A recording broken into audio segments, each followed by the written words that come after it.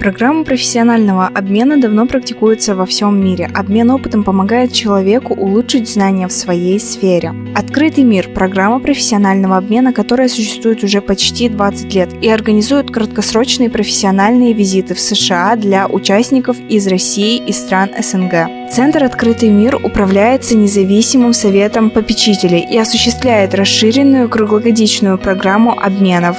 Ее организует и финансирует Бюро образовательных и культурных программ Госдепартамента США. В 2018 году в программе «Открытый мир» стартовал набор конкурсантов, специалистов в области физической культуры для людей с ограниченными возможностями. Василию Аленову, тренеру по адаптивным видам спорта Якутии, посчастливилось попасть в число участников программы «Открытый мир».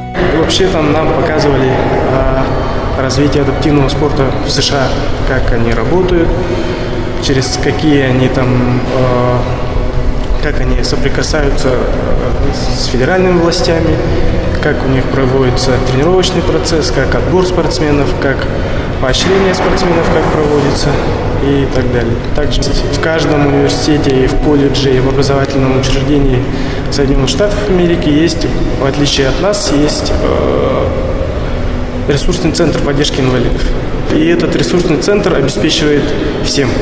Значит, люди, которые пришли обучаться, например, в это учебное учреждение, их сопровождает ресурсный центр вплоть до того, что если человек не может есть, они помогают ему кушать, передвигаться, учиться и вообще принимать образовательную программу. Таким образом, человек любой инвалидности, который у нас не может получить образование в России, там они могут все это получить. Целью программы «Открытый мир» является развитие и укрепление взаимопонимания, сотрудничества между Российской Федерацией и Соединенными Штатами Америки путем предоставления возможности российским лидерам, профессионалам в различных областях посетить США с краткосрочным визитом, встретиться со своими американскими коллегами, обменяться опытом и идеями по наиболее важным для обеих сторон вопросам. Отбор участников происходит по принципу закрытого конкурса.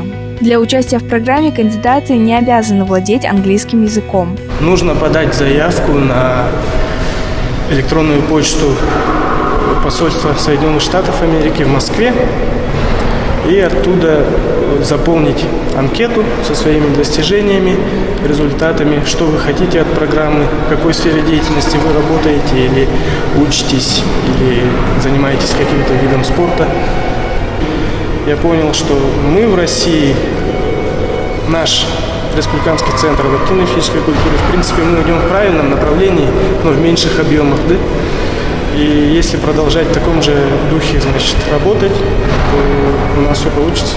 Открытие набора конкурсантов-специалистов в области физической культуры для людей с ограниченными возможностями способствует улучшению доступности спорта в России. Как сказал Василий, обмен опытами в данной области важен для того, чтобы тренера по адаптивным видам спорта могли расширять горизонты и видеть, куда развиваться дальше.